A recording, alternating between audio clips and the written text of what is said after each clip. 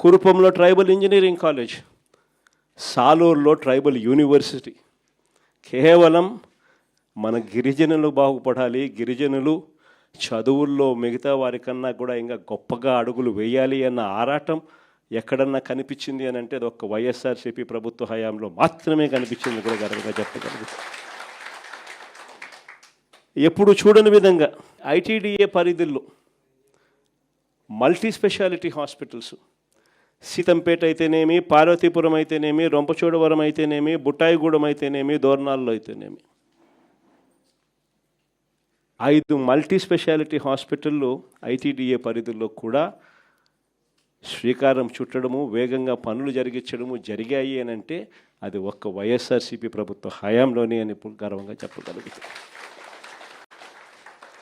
నిజంగా ఇవన్నీ కూడా ఒక తపన, ఒక తాపత్రయం.